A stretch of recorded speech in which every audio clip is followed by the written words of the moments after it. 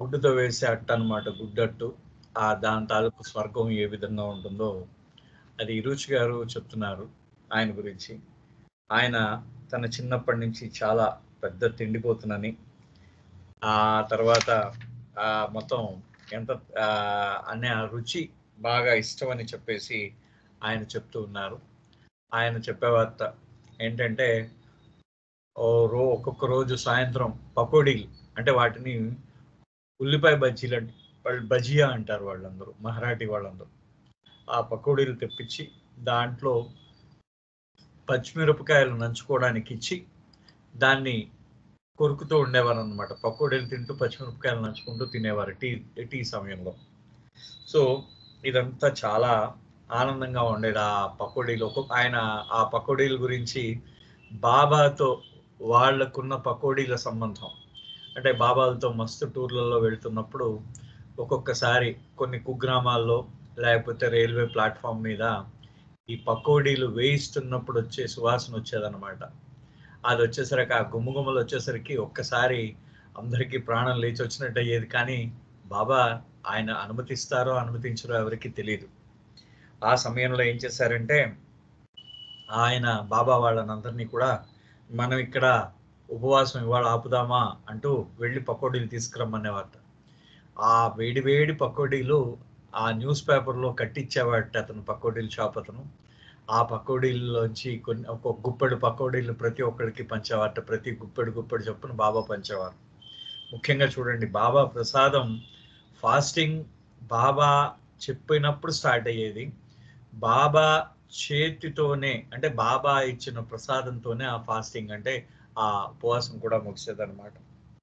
ఆ తర్వాత ఇరుచి గారు పొటాటో చిప్స్, ఇరుచి గారి గురించి అందరూ ఉప్పు లేని పొటాటో చిప్స్ ఎక్కువ తెస్తూ ఉండేవారు. అయితే ఆయన ఈ వెస్టా క్లింటన్ లేనప్పుడు ఆ చిప్స్ని నాకు ఇంకా కావాలి అంటూ ఉండేవారు. ఆ వెస్టా క్లింటన్ ఆయన తిననిచ్చేది కాదు ఆవిడ. అయితే ఆవిడని ఒక పెద్ద మాంత్రికురాలుగా ఆయన అభివర్ణించారు ఇరుచి గారు. చెప్పి ఆయన అన్నట్టు, నువ్వు మాంత్రికురాలని ఎందుకు అంటున్నానో తెలుసా, నేను మంత్రగాడిని కాబట్టి అంటూ, నేను ఇలా అన్నానని నువ్వేం అనుకోవద్దు. అసలు అంటే నా మనసులో నేను మంచి చేయాలనే ఉండేది బాబాకి. అంటే బాబాకి ఆయనకి భౌతికంగా వేదం తగ్గించాలని నాకు ఉండేది. కానీ ఏ రోజు కూడా నేను ఆ వేదన తగ్గించడంలో సఫలీకృతుడిని కాలేకపోయాను. అందుకనే నేను ఇవాళ కూడా, అందుకనే ఇప్పటికీ అదే అనుకుంటూ ఉంటానంటే, బాబాకి నేను ఆ భౌతిక కష్టం తగ్గించలేకపోయానని అనుకునేవాడిని అప్పుడు. ఆ తర్వాత నేను ఇంత ప్రయత్నిస్తున్నా కూడా నన్నే తిట్టేవారు అందరూ కూడా. అదే విధంగా ఇప్పుడు నువ్వు నన్ను చూసుకుంటున్నప్పుడు కూడా అందరూ నిన్నే తిడతారు, ఈ విధంగా తిడతారు. ఎందుకంటే ఆ రోజు నేనున్న ఆ పరిస్థితి, ఈ రోజు నువ్వున్న పరిస్థితి రెండు ఒకటే అని చెప్తూ ఆయన చెప్పేవారనమాట. అంటే బాబా యొక్క ఇచ్ఛానుసారంగా ఆయన నడుచుకొని అందరిచే విమర్శలు పొందినా కానీ ఆయన ఏ రోజు కూడా ఆ విమర్శని హృదయంలోకి తీసుకోలేదన్నమాట. ఆయన ఆయన బాబాయ్ ఇచ్చిన అంటే బాబాయ్ అంటే మిగతా ఒక్కొక్కవేళ నిరుత్సాహం కలిగేది, ఒక్కొక్కసారి సంతోషం కలిగేది, ఒక్కొక్కసారి నిస్సహాయత కలిగేది. ఈ మూడు కూడా బాబా యొక్క ప్రసాదంగానే ఆయన స్వీకరించేవాడు అనమాట. అది రుచి గారు స్వయంగా చెప్పిన మాట. అంటూ ఆయన మంచి ఆహారం తినేవాడు. ఆహారం తినేటప్పుడు చాలా సౌకర్యవంతంగా ఉండేది ఆయన ఆహారంలో తినేటప్పుడు అనమాట. సో ఆయనకేంటంటే, ఆయన ఇక్కడ చెప్తున్నారు, Eruch loved good food. Food is comfort for most of us in this universe and he was no different. అందరికన్నా ఫుడ్ ఏంటంటే, ప్రతి ఒక్కరికి కూడా ఆ ఫుడ్ అనేది, అంటే భోజనం అనేది అందరికీ కూడా అంటే ఆహారం అనేది మంచి కంఫర్ట్ అన్నమాట. అది సౌకర్యం, సుఖం అన్నమాట. ఎందుకంటే అది అందరికీ అది ఒక ఓదార్పు అన్నమాట. మనం ఆహారం తినేసరికి మనం కొంచెం ఓదార్పుకి లోనవుతాం అన్నమాట, ఓదార్పు మనం చెందుతాం. అయితే perhaps that was one of his most endearing qualities, for his naturalness was without thought. His humility, his bubbled up from the deep spring of his being. Sheer pleasure in relishing a favorite food was something that all of us could relate to and understand. In this sense, he was every man's man. In fact, I remember one day Iruj teasing me saying, may Baba bless you to harass all of humanity. Wanting to tease him back, I replied, but Iruj, I don't care about harassing all of humanity. I only care about harassing you. Iruj did not miss a beat, but I am all in humanity, he laughed. అంటే ఇరుజ్ గారు మంచి ఆహారాన్ని తీసుకునేవారట. ఆహారాన్ని తీసుకోవడంలో అతను బాగా ఊరట పొందేవాడు అన్నమాట. ఆహారాన్ని తీసుకోవడంలో బాగా ఊరట పొందేవాడు. అదేవిధంగా ఆయన చాలా సాధారణముగా ఉండేవాడు, అతి సహజముగా ఉండేవాడు. ఎక్కడ కూడా ఆయన కృత్రిమత్వం ఉండేది కాదు, అంటే న్యాచురల్నెస్ ఉండేట. ఆయన ప్రతి ఆయన ఆయన ఆయన ప్రతి అడుగులో కూడా ఆ సహజత్వం తొణికిసలాడేదనమాట. అయితే ఆయన ఎంత వినమ్రంగా ఆయన వినమ్రత ఆయన లోన ఉందన్నమాట. ఆయన ఎప్పుడూ కూడా వినమ్రంగానే, అంటే వయస్సుతో సంబంధం లేకుండా, దేనితో సంబంధం లేకుండా కూడా ఆయన ఎప్పుడూ కూడా వినమ్రంగానే ఉండేవారట. అయితే ఆయన ఆహారం తీసుకునేటప్పుడు, ఏదైనా ఆయనకి ఇష్టమైన పదార్థం తినేటప్పుడు మాత్రం దాన్ని బాగా రిలీజ్ చేసేవాడు ఆయన. అంటే దాన్ని బాగా ఆనందించేవాడు అన్నమాట. బాగా అది దాని యొక్క రసాన్ని, దాన్ని బాగా ఇష్టంగా తినేవాడు, ఆస్వాదించేవాడు అనమాట. ఆయన బాగా ఆస్వాదించేవాడు. అయితే ఆయన ఆయన ఆయన ప్రతి మానవుడి యొక్క మనిషి, అంటే ఆ ప్రతి మానవుడు ఏ విధంగా ఉండేవాడు, ఆయన కూడా అదే విధంగా ఉండేవాడు. ఒక్కొక్కసారి ఒకసారి ఆయన ఈ అమ్మాయి ఈవిడిని నేర్పించడానికి, వెస్టా క్లింటన్ గారిని నేర్పించడానికి ఏమన్నట్ట, బాబా నిన్ను ఆశీర్వదించుగాక. దేనికోసం ఆశీర్వదించాలి?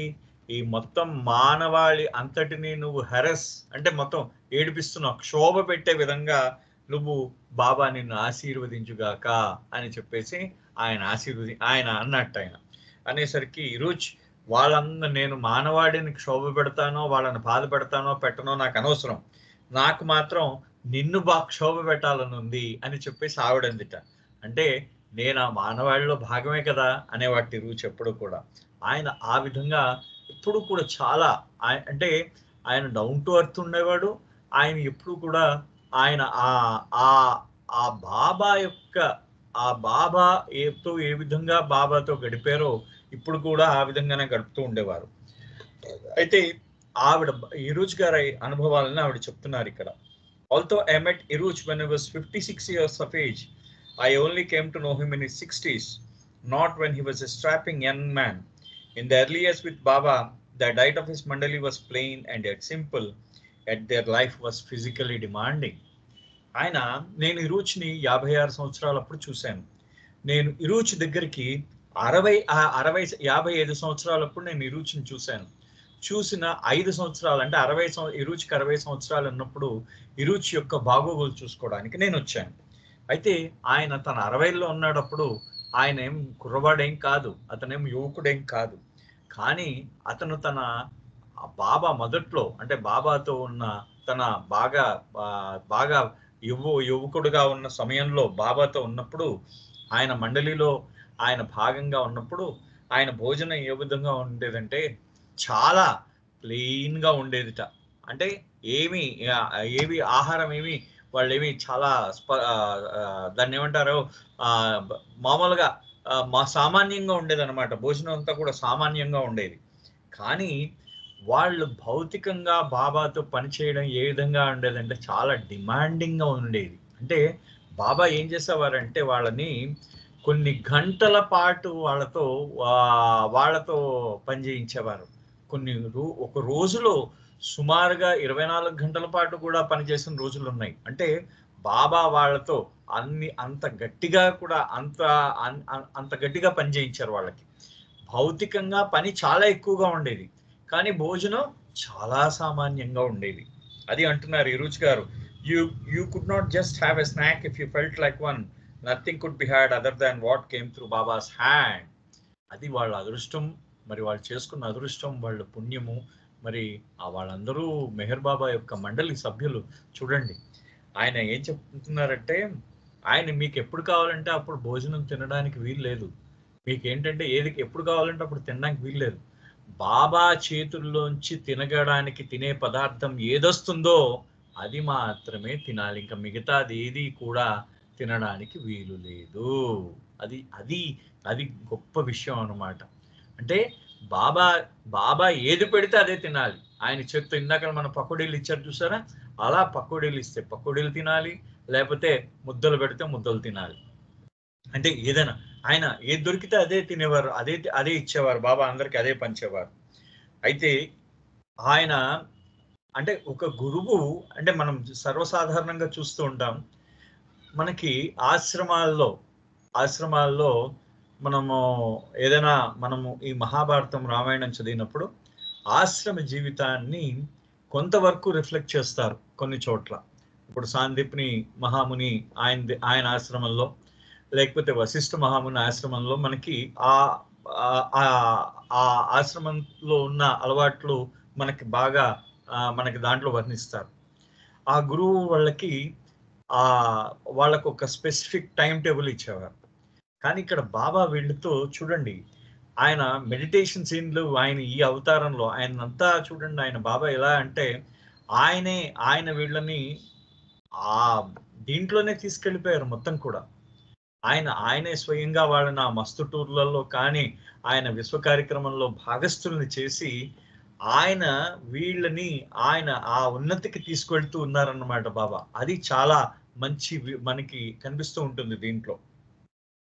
ఈ ఈ ఇరుచ్ గారి గురించి చెప్తున్నప్పుడు ఆయన అంటున్నారు, during the years of mast trips and travels Eruch related how on the return from such journeys Baba made them account for every paisa spent, questioning the men at length on the cost of each and every meal they ate, where they ate, and why it had cost as much as it did. ఆయన బాబా ఏం చేసేవారట, ఆ మస్తు కార్యక్రమాల్లో వెళ్తున్నప్పుడు, లేకపోతే ఎక్కడికైనా ప్రయాణించి వెళ్తున్నప్పుడు కూడా వాళ్ళ ప్రయాణాల్లో బాబా ప్రతి పైసా జమా ఖర్చులు అడిగేవారట. మీరేం తిన్నారు, ఎక్కడ తిన్నారు, ఎందుకని, ఎంత పడింది, దీనికి ఖర్చు ఎంత అయింది, తినడానికి ఎంత ఖర్చు అయింది అని చెప్పి ప్రతి పైసా తాలూకు జమా ఖర్చులు అడుగుతుండేవారట. If the usual cost for a meal at the train station was 2 rupees and the accounting showed the cost of meal as 3, Baba would ask why it was so expensive. అది ఒకసారి జనరల్ గా ఒక station దగ్గర భోజనం తాలూకు ఖరీదు 2 రూపాయలు అయితే మేము ఆ లిస్ట్ లో అంటే వీళ్ళు జమా ఖర్చుల్లో 3 రూపాయలు భోజనం అని రాసినప్పుడు 1 రూపాయి ఎందుకైంది ఎక్స్ట్రా అని అడిగేవారట. ఆ భోజనానికి 1 రూపాయి ఎందుకైంది ఎక్స్ట్రా అని అడిగేవారట బాబా. ఎందుకు ఖచ్చితంగా 1 రూపాయి ఎందుకైంది, మీకు 2 రూపాయలే కదా స్టేషన్ లో, 3 రూపాయలు ఎందుకైంది అని అంటే, then the men would have to blurt out what that they wanted to have a good meal. So instead of eating at the train station, they had opted to eat at a real restaurant. వాళ్ళు ఆ station లో వాళ్ళు నిజం చెప్పేవారు ఏంటంటే, వాళ్ళు బాబా అది కాదు, స్టేషన్ లో 2 రూపాయలే, కానీ మాకు బాగా తినాలనిపించింది, ఆ బయట ఒక మంచి హోటల్ ఉంది, ఆ హోటల్లోకి వెళ్ళి 3 రూపాయలు ఇచ్చి తిన్నాము అని చెప్పేసి అప్పుడు నిజం చెప్పేవారట, నిజమైన హోటల్లో తినాలని ఉంది అని చెప్పడానికి. Even when Baba allowed them a good meal in some way or another, he made it impossible for them to enjoy it. ఆ బాబా అప్పుడప్పుడు వాళ్ళకి మంచి భోజనం చేయడానికి అవకాశం ఇచ్చినా కానీ ఆ భోజనాన్ని ఆస్వాదించే అవకాశం ఎప్పుడూ కూడా ఇవ్వలేదు బాబా. భోజనం చేయమనే ఇచ్చారు బాబా, కానీ చేసిన భోజనాన్ని ఆస్వాదించే అవకాశం ఎప్పుడూ కూడా ఇవ్వలేదు బాబా. చూడండి, అంటే దాన్ని ఎంజాయ్ చేసే అవకాశం అన్నమాట. అంటే దాన్ని శుభ్రంగా దాన్ని సంతోషిస్తూ ఆ భోజనాన్ని తింటూ ఆనందించడం అనే దాన్ని ఎప్పుడూ వాళ్ళకి అవకాశం ఇవ్వలేదుట అని రూచ్ గారు ఆయన తనకి జరిగిన ఒక అనుభవాన్ని చెప్తున్నారు. We were on a must tour and Baba said to me, your birthday is today, so we should have something nice to eat, a biryani, spiced, that is a spiced red cooked with meat, fish or fowl. Place an order at a restaurant. అయితే వాళ్ళ మస్తు టూర్లో ఉన్నారు, ఒక మస్తు కార్యక్రమాల్లో వెళ్తున్నారు. ఆ రోజు ఇరుచ్ గారి పుట్టినరోజు. సో ఇరుచ్, నీ పుట్టినరోజు కదా ఇవాళ బ్రహ్మాండమైన భోజనం చేద్దాం, ముఖ్యంగా బిర్యానీ తిందాము అని చెప్పేసి బాబా చెప్పారట వాళ్ళకి, భోజనం తిందామని. కాబట్టి నువ్వు వెళ్ళి ఏదో మంచి హోటల్ చూసి ఆ హోటల్లో బిర్యానీ ఆర్డర్ ఇవ్వు అని చెప్పేసి అన్నారట. I found a restaurant, placed the order and told them to keep it prepared. But when we arrived, the food was not ready. When I finally served Baba, he took the first morsel and complained to me, it is so greasy. Didn't you tell him not to make it greasy? Baba I don't remember that. అయితే ఈయన ఏం చేశాడంటే ఈరోజు గారు ఏం చేశారు, ఆయన వెళ్ళి ఆయన ఒక మంచి హోటల్ చూసి ఆ హోటల్లో బిర్యానీ ఆర్డర్ ఇచ్చాడు. ఆర్డర్ ఇచ్చిన తర్వాత ఈ లోపల ఏమైందంటే ఆయనకి అక్కడ ఆయన ఆర్డర్ ఇచ్చిన తర్వాత వీళ్ళు తిరిగి వస్తున్నారు, భోజనం రెడీగా పెట్టమన్నాడు, బిర్యానీ మేము తీసుకెళ్తామని. ఆ లోపల వీళ్ళు వచ్చేసరికి ఆ బిర్యానీ రెడీగా లేదు. మొత్తానికి బిర్యానీ రెడీగా లేకపోయేసరికి కొంచెంసేపు వెయిట్ చేశారు. మొత్తానికి ఆ బిర్యానీ వచ్చిందనమాట. వచ్చిన తర్వాత ఆ బిర్యానీని తీసుకుని వెళ్ళి బాబాకి ముందు ఒక స్పూన్ వడ్డించాడు అనమాట. ఒక స్పూన్ వడ్డించేసరికి బాబాకి ఆయన ఏం చేశారంటే ఆ స్పూను ఇలా ఆ నోట్లో పెట్టుకుని ఆ చేత్తో పట్టుకుని చాలా జిడ్డుగా ఉంది ఇదంతా బిర్యానీ అని అన్నట్టు బాబా. ఏమిటి బిర్యానీ ఇంత జిడ్డుగా ఉంది, నువ్వు చెప్పలేదా ఇంత జిడ్డుగా ఉండకూడదని చెప్పలేదా నువ్వు అని చెప్పేసి అన్నట్ట. బాబా నాకు గుర్తులేదు అని చెప్పట్టిన. అంటే బాబా చెప్పారో లేదో ఆయనకు తెలియదు, కానీ నాకు గుర్తులేదు బాబా, మీరు చెప్పినట్టు నాకు గుర్తులేదు అని చెప్పేసి ఆయన చెప్పడం జరిగింది బాబాకి. చెప్పిన వెంటనే then he took a second morsel and commented, didn't you tell him not to make it too spicy అని ఇంకో రెండో ముందు నోట్లో పెట్టుకున్నారట బాబా. పెట్టుకుని ఏమయ్యా ఇంత స్పైసీ ఇంత ఘాటుగా ఉందేమిటి, ఇది చెప్పలేదా ఘాటు తగ్గించమని చెప్పలేదా, ఇన్ని మసాలాలు ఇంత మసాలా ఘాటు ఎక్కువ అయిపోయింది, దీంట్లో మసాలా తగ్గించమని చెప్పలేదా అని చెప్పేసి మళ్ళీ ఇంకోసారి రెండో ముద్ద. అంటే చూడండి, అంటే మొదటి ముద్దని జిడ్డుగా ఉందన్నారు, రెండో ముద్దని నువ్వు చాలా ఘాటుగా ఉందన్నారు. ఇంకెవడికి తినాలనిపిస్తుంది? ఇక్కడ తినేవాడు ఎవడైనా పెడుతున్నప్పుడు అది ఘాటుగా ఉంది జిడ్డుగా ఉంది. ఇప్పుడు నేను చెప్తూ ఉంటాను మా మిసెస్ కి, సో దాంతో ఏమవుతుందంటే మనం ఎన్ని పెట్టేసరికి పాపం ఆవిడ ఇంట్రెస్ట్ పోతుంది అనమాట, దాని మీద ఆవిడ పెట్టేదాని మీద కూడా ఇంట్రెస్ట్ పోతుంది, ఆవిడ మళ్ళీ ఇంకోసారి చేయదు కూడా. సో ఈ రకంగా ఉంటుంది అనమాట ఇది. దీంట్లో అంటే ఇన్ని పుల్ల వెరుపులు ఉన్నప్పుడు జనరల్ గా ఏమవుతుందంటే వడ్డించేవాడికి వాడికి చాలా ఇబ్బంది కలుగుతూ ఉంటుంది. సో అది అనమాట అది. So one dig after another he gave me, this is how my birthday was celebrated. ఒక్కొక్కసారి ఒక్కొక్కటి అనమాట, ఒక్కొక్కటి అంటే ఒక్కొక్కసారి ఆక్షేపిస్తూ ఉండేవారు బాబా. ఒక్కొక్క ఆక్షేపణ ఒక్కొక్క దాని తర్వాత ఒకటి వస్తూ ఉండేసరికి ఈ విధంగా నా పుట్టినరోజుని నేను చేసుకున్నాను అని చెప్పేసి ఈరోజు గారు అంటూ ఉండేవారు. One excuse after another, it is too greasy, it is not properly cooked, it is too spicy, we looked forward to eating it but we could not even enjoy it. ఆయన మళ్ళీ చెప్తున్నారు, బాబా మళ్ళీ చెప్తున్నారు చూడండి. అంటే మేము ఏం చేసామంటే మాకు భోజనం బ్రహ్మాండమైన భోజనం బిర్యానీ ఇచ్చారు. అంటే మొదటి ముద్ద నోట్లో పెట్టుకుని ఆయన ఏమన్నారు, జిడ్డుగా ఉందన్నారు. రెండో ముద్ద నోట్లో పెట్టుకుని ఇది చాలా ఘాటుగా ఉందన్నారు. మూడో ముద్ద నోట్లో పెట్టుకుని ఇచ్చి సమంగా వండలేదు, ఇది సమంగా ఉడకలేదన్నట్ట. సో ఇలా ఇన్ని ఆక్షేపణలు బాబా చెప్తున్నప్పుడు మాకు తినడానికి భోజనం ఉండేది, కానీ దాన్ని ఆస్వాదించే మనస్సు లేకపోయింది అని అంటున్నారు రుచి గారు. అంటే మేము తినడానికి సిద్ధమయ్యాం, కానీ దాన్ని ఆనందించడానికి, ఆ తినేది ఆనందించడానికి మాకు ఆస్వాదించలేకపోయాం అంటూ చెప్తున్నారు. one day the topic of food came up while a few of us were sitting with Iruch at the Avatar Meher Baba Trust Office. ఒకనొక సందర్భంలో మేమందరం మన ట్రస్ట్ ఆఫీస్, ఇప్పుడు అహ్మద్ నగర్ లో ఉన్న ట్రస్ట్ ఆఫీస్ దగ్గర కుస్రూ క్వార్టర్స్ అని అంటారు దాన్ని, ఆ కుస్రూ క్వార్టర్స్ అనే ట్రస్ట్ ఆఫీస్ దగ్గర మేము అందరం ఉన్నప్పుడు ఈ ఆహారము అనే ఒక చిన్న మా మధ్యన ఒక సంభాషణ వచ్చిందనమాట. We live in the world of food and all that we do is to fill a single span. అంటే మనము ఇది మాత్రం నాకు ఇప్పటిదాకా నేను ఇటువంటి అనాలిసిస్ మాత్రం చూడలేదు. చాలా అద్భుతమైన అనాలిసిస్ ఈరోజు గారు. ఆయన ఏమంటారంటే మనం ఈ ఆహారం, ఈ భోజనం, ఈ ఆహారం ఏదైతే ఈ ఆహారం దొరికే ప్రపంచంలో ఈ ఆహారం అనేది ఉంది. ఆ ఆహారాన్ని మనం ఏం చేస్తున్నాం, మన జానెడు పొట్టు నింపుకోవడానికి ఆహారాన్ని ఉపయోగిస్తున్నాం. మనం ఏదైతే జీవిస్తున్న ప్రపంచంలో ఈ ఆహారం ఉంది, ఈ ఆహారం దేనికోసం అంటే మన జానెడు పొట్ట కోసం అన్నమాట. Day in and day out man toils for that. పగలు రాత్రి మానవుడు ఆహారం కోసం పాటుపడతాడు. So he can fill a sack the size of the span. అంటే అతను తన జానెడు పొట్ట నింపుకోవడానికి ఆ రోజు పొద్దున్న సాయంత్రం కష్టపడుతూ ఉంటాడు. Isn't it ridiculous? It is really a black hole. అంటే చూడండి, అంటే మనం నిజంగా ఇది చాలా విచిత్రంగా లేదు? బ్లాక్ హోల్ అని అంటే మీకు బ్లాక్ హోల్ అంటే అర్థం తెలుసా? అంటే బ్లాక్ హోల్ అంటే ఏంటంటే నేను ఒక్కసారి అంటే మనం మామూలుగా సైన్స్ కోసం వెళ్తాను. బ్లాక్ హోల్ అంటే దీన్ని మనం తెలుగులో కృష్ణ బీలము అంటాం.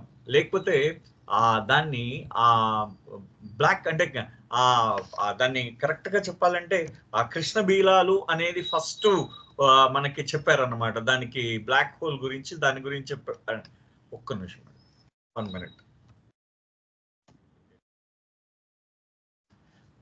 రైట్. అంటే దీన్ని ఎలా ఉంటుందంటే దీని ఆకర్షణ శక్తి ఎంత ఎక్కువగా ఉంటుందంటే ఈ బ్లాక్ హోల్ అనేది దీని గురుత్వాకర్షణ ఎంత గొప్పదంటే ఈ సృష్టిలో ఏ కణము చివరికి లైట్ కూడా ఆ బ్లాక్ హోల్ యొక్క ఆ ఎలక్ట్రోమాగ్నెటిక్ రేడియేషన్ కూడా దాంట్లోకి ఆకర్షింపబడుతూ ఉంటుంది అనమాట. అంటే ఎలక్ట్రోమాగ్నెటిక్ రేడియేషన్ ని కూడా ఆ లైట్ కూడా బ్లాక్ హోల్ లోపలికి లాగేసుకుంటుంది. అంతటి ఆకర్షణ శక్తి గల ఆ బ్లాక్ హోల్ అంటారు. దాన్ని కాలబీలము అని కూడా అంటాం. ఎగ్జాక్ట్లీ. అంటే కాలం కృష్ణ బీలం అని ఎందుకన్నారంటే కృష్ణ అంటే నలుపు అని అర్థం కాబట్టి కాలబీలం అంటారు అనమాట దాన్ని.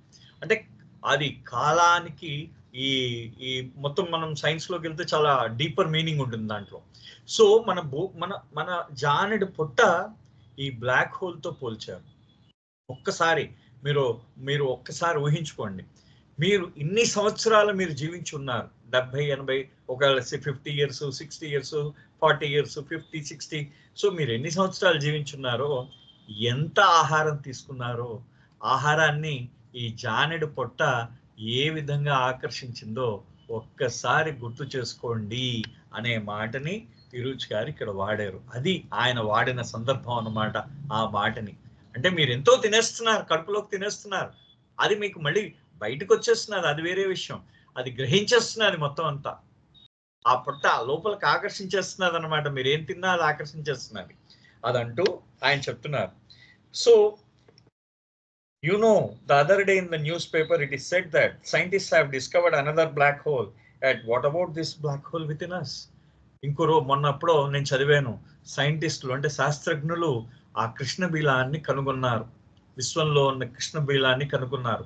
ఒక ప్లేస్ లో ఉంది. ఇప్పటికీ మన సుబ్రహ్మణ్యం చంద్రశేఖర్ అని చెప్పేసి is a Nobel prize winner, is an Indian origin అనమాట. ఆయన ఆ బహుశా if I remember it 93 or 91 ఆయనకి నోబెల్ ప్రైజ్ వచ్చింది. సో ఈ బ్లాక్ హోల్స్ మీద ఆయన రీసెర్చ్ చేశారు దాంట్లో. సో అంటే మీకు ఆ బ్లాక్ హోల్స్ ప్లేసెస్ లో ఏమవుతుందంటే అక్కడ ఏది వేసినా కాంతి కూడా ఈ యొక్క కృష్ణ బీలంలోకి ఆకర్షింపబడిపోతుంది. ఏ కణము ఈ బ్లాక్ హోల్ నుంచి తప్పించుకోజాలదన్నమాట. Everything comes from hunger and thirst. I want to possess is to fulfil the expectation of that span. ఆ జానెడు పొట్ట ఏమంటుందిట, ప్రతిదీ కూడా ఆకలి దాహం నుంచే ప్రతిదీ పుడుతుందిట. నేను ఏది ఉంటే దాన్ని నేను కావాలి, అది నాకు కావాలంటూ ఉంటుందిట జానెడు పొట్ట. అది మొత్తం జానెడు పొట్ట ఏమడుగుతుంది, సర్వము నాకు కావాలి, ప్రతిదీ నాకు కావాలి, ప్రతిదీ నాకు చెందాలి, ప్రతిదీ నాకు చెందిందే. ఆకలి ఏదైతే ఆకలి తీరుస్తుందో, ఏదైతే దాహం తీరుస్తుందో ప్రతిదీ నాకు చెందిందే అని అంటూ ఉంటుంది అనమాట. ఆ జానెడు పొట్ట అంటూ ఉంటుందిట. Tukaram said it like this, wanting all because of this little span. కావాలి కావాలి, ఇంకా ఇంకా ఇంకా ఇంకా అంటూ ఉంటుందిట. ఇంకా ఇంకా కావాలి. ఈ జానెడు పొట్ట ఏమంటూ ఉంటుంది, ఇంకా ఇంకా కావాలి అని తుకారాం ఆయన తన అభంగుల్లో చెప్పారని చెప్పేసి అంటున్నారు. The world seems to be in depth over our stomachs. అంటే మన ప్రపంచం అంతా మన పొట్టకే రుణపడి ఉంది అని చెప్పేసి తుకారాం తన అభంగిలో పాడాడని చెప్తున్నారు. తిరుచి గారు చెప్తున్నారు, అభంగిని చెప్తున్నారు.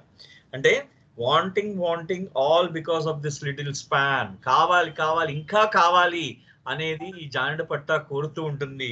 ఈ ప్రపంచం అంతా దానికే రుణపడి ఉందా, జానెడు పొట్టకే రుణపడి ఉందని తుకారాం తన అభంగిలో చెప్పారు. Tukaram was a perfect master who wrote abhangs, devotional poetry in praise of Lord Vithoba or Vittal, other names for Krishna in the Marathi language. Tukaram ఒక సద్గురువు. ఆయన అభంగులు అంటే ఆ దైవీ కవితలు రాసేరు. ఆయన ఆ యొక్క విఠలుడి మీద దైవీ కవితలు రాశాడు. ఆ కృష్ణుడి యొక్క మరో పేరు విఠలుడు. ఆయన పేరు మీద మరాఠీ భాషలో ఆయన కవితలు రాశారు. ఈరోజు demonstrated the meaning by spreading the fingers of one hand over his stomach, again repeating, it's all because of this needing to fill our belly.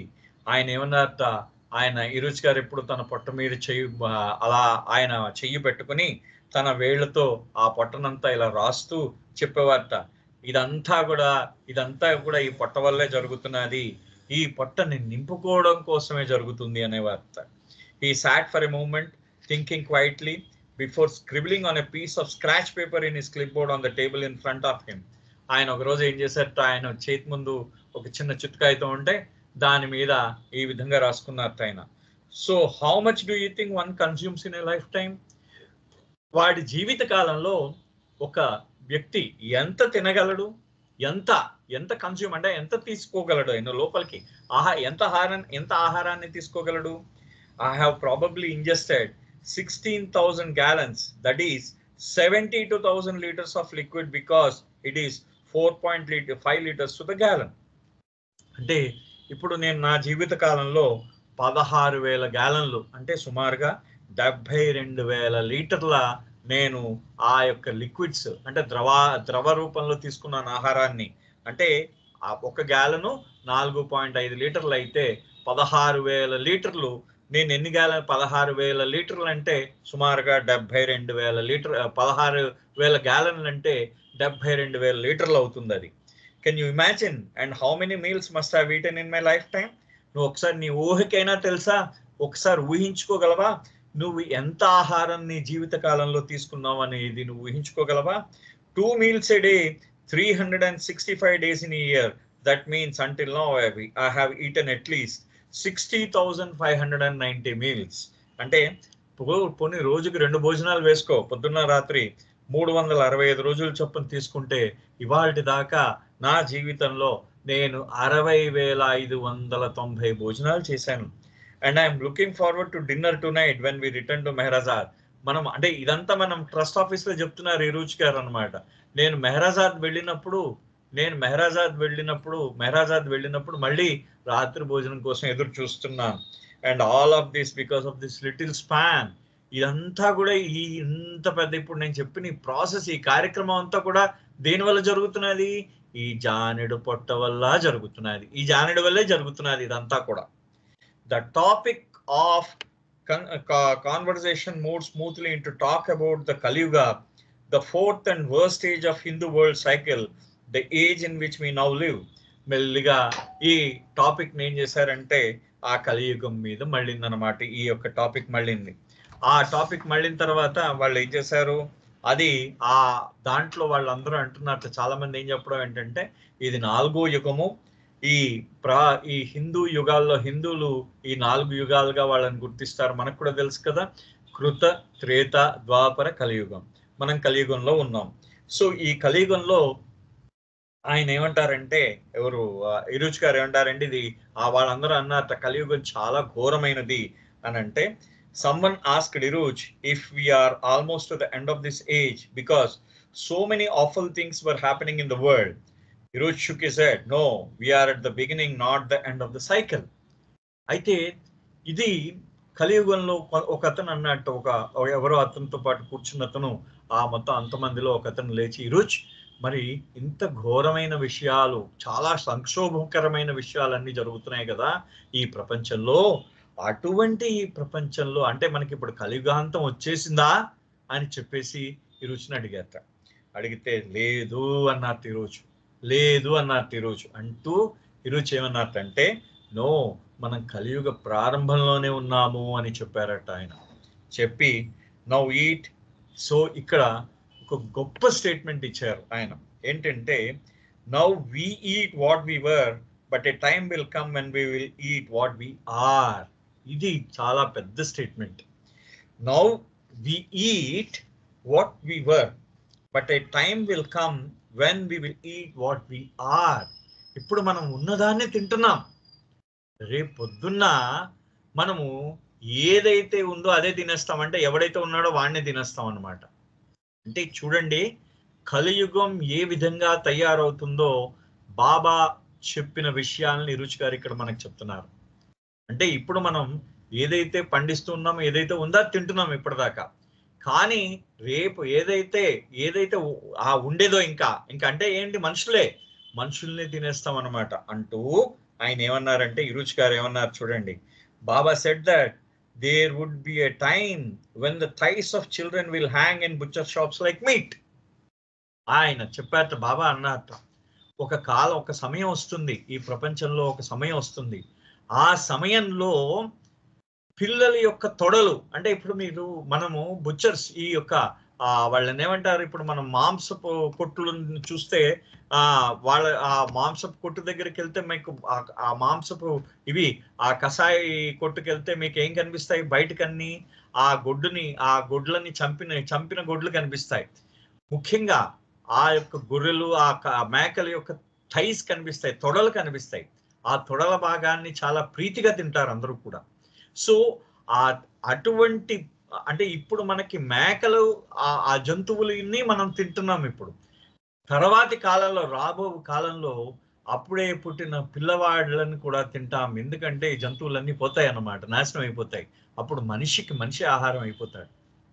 So మనుషుల యొక్క తొడలు, ఆ చేతులు మనకి ఈ కటిక దాన్ని ఏమంటారంటే ఆ షాపుల్లో కనిపిస్తూ ఉంటాయి అన్నమాట. మనకు ఆ కషాయ వాళ్ళ షాపుల్లో మనకు కనిపిస్తూ ఉంటాయి. ఆ గుడ్డును వధించినట్టు మనకి కనిపిస్తూ ఉంటాయి ఆ మాంసం కొట్లలో. మనకు ఆ విధంగా ఈ మనుషుల యొక్క మాంసము అమ్మబడుతుంది. ఇది బాబా చెప్పిన విషయం. మనుషుల యొక్క మాంసం అమ్మబడుతుందిట.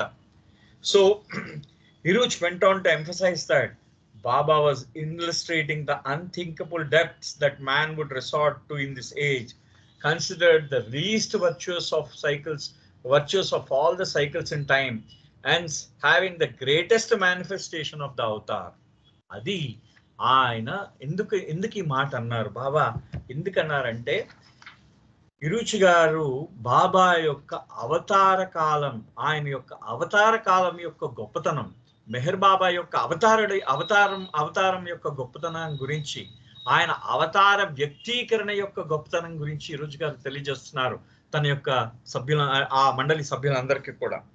ఏ విధంగా అంటే, బాబా చెప్పిన ఈ విషయం వల్ల, అంటే రాబో కాలంలో మనిషి మాంసం అమ్మబడుతుంది అని బాబా అంటూ, అంటే మానవుడు ఎంత దిగజారిపోతాడు అంటే తనని తాను చంపుకునే స్టేజ్కి దిగజారిపోతాడు మానవుడు. అంటే అంత దిగజారిపోతాడు అతను. అంత నీచానికి దిగజారిపోయిన మానవుణ్ణి ఎంత కష్టపడి పైకి తీసుకురావాలి. అందుకనే ఈ మెహర్ బాబా యొక్క అవతారం అంత గొప్పది, గ్రేటెస్ట్ మేనిఫెస్టేషన్, అత్యంత ఉత్కృష్టమైన మెహర్ బాబాది. ఈ మెహర్ బాబా యొక్క మేనిఫెస్టేషన్, ఆ వ్యక్తీకరణ అత్యంత ఉత్కృష్టమైనది. ఎంత దిగజారిపోతాడో మానవుడు, ఇది అత్యంత ఉత్కృష్టమైన మేనిఫెస్టేషన్ అంటున్నారు ఇరుచ్ గారు. This is beautiful statement. అది చూడండి ఆయన చెప్పింది. అంటే అవతారుడి యొక్క మేనిఫెస్టేషన్, ఈ నా అవతారాలన్నింటిలో కూడా ఇది చాలా పవర్ఫుల్ అన్నారు బాబా. అంటే గ్రేటెస్ట్ మేనిఫెస్టేషన్ అని ఎందుకన్నారంటే ఈ ఒక్క మాటను బట్టి మనకు అర్థమవుతున్నది. Ironically, one night while we are reading the newspaper together, there was an article about a man who had been caught in Calcutta trying to sell children. Apparently, the price of mutton was higher than the price of children, so this man was trying to sell them as meat. ఆయన అంటున్నాడు చూడండి. అంటే ఒకసారి, అంటే అప్పుడు ఆ రోజు కనబడింది వాళ్ళకి న్యూస్ పేపర్లో ఒక వార్త వచ్చిందనమాట. ఏంటంటే, ఒక వ్యక్తి కలకత్తాలో తన పిల్లల్ని అమ్ముకుంటూ ఉన్నాడు. ఆ పిల్లల్ని అమ్ముకుంటున్నాడు. కానీ ఆ రోజు ఆ పిల్లల్ని అమ్మిన రోజు మాంసపు ధర ఆ పిల్లల ధర కన్నా చాలా ఎక్కువగా ఉంది అని చెప్పేసి అంటున్నారు. అంటే చూడండి, అంటే మాంసం 1 కిలో, అంటే గుడ్డు అంటే ఆ జంతు మాంసము 1 కేజీ మాంసం కన్నా ఈ పిల్లల తాలూకు ఖరీదు చాలా తక్కువగా ఉందన్నమాట. ఆయనకు ఆ డబ్బులు కూడా రాలేదు తన పిల్లల్ని అమ్ముకుంటే. సో ఈ పిల్లల్ని అతను ఒక మాంసముగా అమ్ముకుంటున్నాడు. అతను ఇంతకన్నా ఘోరం ఏముంది కలియుగంలో అంటాడు అనమాట. Hiroj told me that Baba had taken everything away from him. Only his desire for good food remain. ఈరోజు ఎప్పుడు అంటూ ఉండేవారట, బాబా నా నుంచి సర్వం తీసేసుకున్నారు అంటూ ఉండేవారట. అయితే నాకున్న ఒకే ఒక్క కోరిక ఏంటంటే మంచి ఆహారాన్ని తినాలి, బాగా మంచి ఇష్టమైన రుచికరమైన ఆహారాన్ని తినాలి అనే కోరిక మాత్రం ఆయనలో ఉండిపోయిందట. Now he said Baba was not even allowing that. ఇప్పుడు బాబా అది కూడా నన్ను ఆ కోరిక కూడా తీర్చుకొని ఇవ్వట్లేదు. ఎందుకంటే వెస్టాక్ లిండన్ ప్రతిసారి నువ్వు ఉప్పు తినకు, కారం తినకు, నువ్వు ఉప్పే తినకూడదు, నీకు సోడియం ఉండకూడదు అని అందరూ ఈ గొహరు, వెస్టాక్ లింటన్ వీళ్ళందరూ ఇరుచి గారిని అడ్డం పెడుతున్నారు కదా. సో ఈ విధంగా అడ్డం పెట్టడం వల్ల ఆవిడ ఏం చేస్తుందంటే ఆయన ఇరుచి గారు అంటున్నారనమాట, బాబా నాకు ఒకే ఒక్క కోరిక, మిగతా కోరికలన్నీ బాబా తీసేసుకున్నాడు, ఒకే ఒక్క కోరిక ఉంచాడు, మంచి రుచికరమైన ఆహారం తినమని. నువ్వు ఇప్పుడు ఆ కోరిక కూడా తీసేసుకుంటున్నాడు అన్నట్ట. And yet when I look back over the years spent in Iruch company, it is also clear that food, like everything else in his life with Baba, did not have the same deep hold over him it does for most of us. అయితే ఆయన యొక్క సాంగత్యంలో నేను ఆయన యొక్క సాంగత్యంలో నేను గడిపిన సమయంలో నాకు ఎప్పుడూ కూడా ఆయన తన ఆహారానికి అంత ప్రాముఖ్యత ఇవ్వలేదని, అంటే ఆయన ఎప్పుడూ అంత అంటిపెట్టుకోలేదు తన ఆహారానికి. అంటే ఆ రుచిగల ఆహారమే తినాలి అవి అని ఎప్పుడూ కూడా అంత అంటిపెట్టుకోలేడు. అంటే ప్రత్యేకించి ఎప్పుడో ఒకసారి అంటూ ఉండేవాడు ఏంటంటే అందరికీ తెలియాలని, కానీ ఆయన ఎప్పుడూ కూడా ఆహారాన్ని ఆయన దాని మీదే దృష్టి ఎప్పుడూ లేదు ఆయనకి అని చెప్తూ ఆయన అంటున్నారు అనమాట.